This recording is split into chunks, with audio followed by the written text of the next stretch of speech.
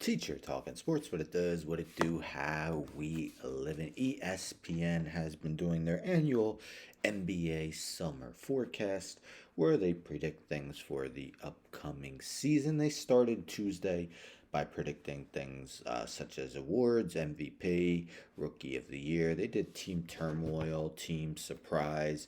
The past 2 days, yesterday, they predicted the Eastern Conference standings, and today they predicted the Western Conference standings. So we'll get into it. So the panel gave their predictions for the standings, and basically they were averaged out. So we'll start with the East and we'll go with the bottom first. So the five teams that won't reach the play-in according to the summer forecast. Washington Wizards, no surprise there. But gone are Porzingis and Beal.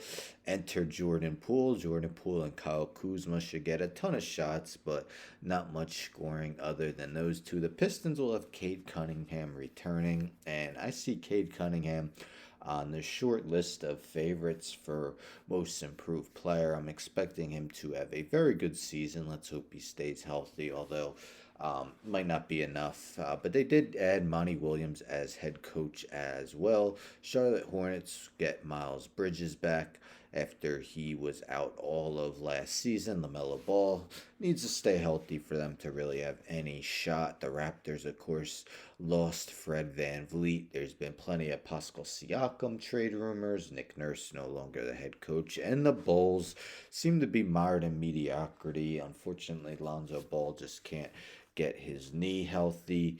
Expected to miss all of the upcoming season, but they seem to be settling for mediocrity, as I said, bringing back Vucevic, Levine, and DeRozan. They put up numbers, but not much team success. Let's take a look at the four playing teams. So two teams that did not reach the play-in or the playoffs at all. The Magic and the Pacers, another year older of experience for Paolo Banchero and Franz Wagner. Magic, a lot of young talent. Wendell Carter Jr., Markel Fultz, see if they put it together. The Pacers, of course, gave Tyrese Halliburton that max extension. Traded for Obi Toppin for 2 second-round picks. As a Knicks fan, I think that's a great move for the Pacers. The Nets, of course, won't have their big three that they had the previous couple seasons. They are all gone. Will Ben Simmons play in, we'll say, 35 to 40 games over under? We'll see what happens. All the reports are his back's doing well, but we'll see once the games matter.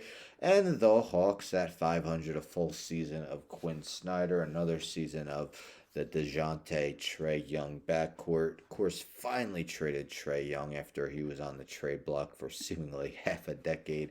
And the six teams they expect to miss out on the plan and just get in the postseason, starting with the New York Knicks.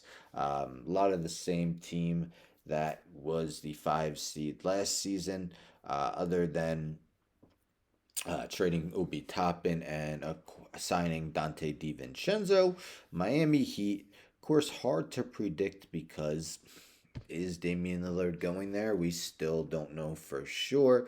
As we also saw last year, the Heat don't take the regular season as seriously as some of the other teams. Of course, we're the 8th seed in the East and went on to make the NBA Finals. We know Jimmy Butler will sit out random games. If Lillard were to come, he'll probably do likewise. Another team, hard to know what's going to happen with them. The 76ers, of course, James Harden does not want to play for the team. So if they trade him, what will they get in return? The Cavaliers lost in the opening round to the Knicks in what was a little bit of an upset.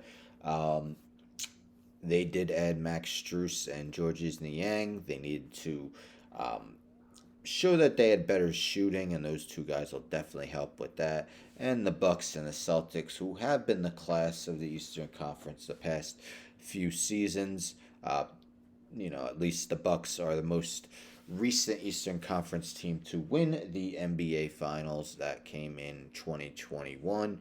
Celtics reached the NBA Finals in 2022, where they lost to the Golden State Warriors. And Let's go on to the West. So the five lottery-bound teams. Of course, uh, Trailblazers haven't had much recent success, even with Damian Lillard. So you figure once they trade them, the bottom will fall out. Although Scoot Henderson, definitely a favorite for Rookie of the Year, as is Victor Wembanyama. But the Spurs, of course, have a lot of young talent. Haven't had much success yet. You can't expect Wembanyama to turn that around overnight. But Jeremy Sohan, Devin Vassell, Keldon Johnson, they'll be competitive. The Rockets, looking to improve, spent big money on both Fred Van Vliet and Dylan Brooks. Of course, Dylan Brooks, we know he has his warts, as does Van Vliet. Both are fairly inefficient shooters, but at least bring veteran experience to a team of Jalen Green, Kevin Porter Jr., etc. Who could put up numbers but don't have much experience with winning. The Jazz, one of the surprise teams in the NBA this season, last season. Problem is the West is very deep. We know the Western Conference was better than the Eastern Conference for quite some time. The East kind of came close to evening it out, and now it seems like the West is on top again. Did add John Collins, as I mentioned, but again, too many good teams in the West. Like the Pelicans, 11th. If if I were to guess, I would say they at least make the play-in. Of course, the problem is how many games will Zion play? Before Zion got hurt last season, I know it was somewhat early, 25, 30 games into the year. They were pretty much atop the Western Conference, and just did not enjoy much success without him. We've barely seen the trio of Zion, Brandon Ingram, and CJ McCollum play together. Playing 7 through 10, again, after what they traded for Rudy Gobert, you want to see the Timberwolves higher than 10th.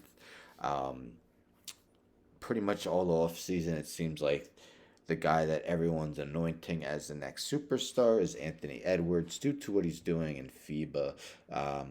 But, still only in 10th. If they finish in 10th, I'm not sure he would have made that step forward.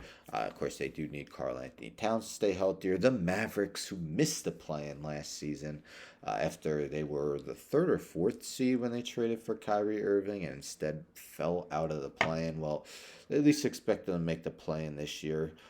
Full season of him and Luka. Grizzlies, man, eighth seed. I mean, that seems low, but keep in mind, Ja Morant is suspended the first 25 games of the season. But they did trade for Marcus Smart, which should help alleviate some of that loss. Um, does Derrick Rose have anything left? Thunder, seventh. Nearly made the top eight last season. Surprise playing tournament team. Of course, Chet Holmgren, the second overall pick in 2022, will be back.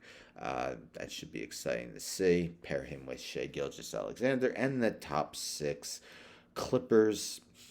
Will James Harden be on the Clippers? Will Paul George and Kawhi Leonard play a combined, let's say, 100 games between them?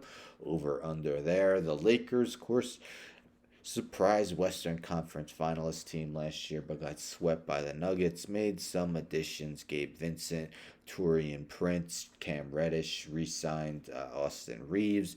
Sacramento Kings ended their playoff drought finally. Um, Another season together. They did sign the EuroLeague MVP, so that should help. The Warriors, of course, traded Jordan Poole to acquire Chris Paul. How will he fit? It seems like he'll come off the bench, something he's never done. How will he adjust to that role? The Suns added Bradley Beal in a trade.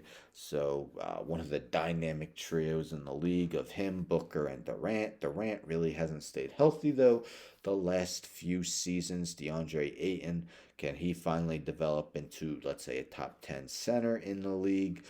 They did sign some nice pieces off the bench for cheap, like Eric Gordon, Yuta Watanabe, and Bol. And of course, the defending NBA champions atop the list, the Denver Nuggets, lost a couple key reserves in Jeff Green and Bruce Brown.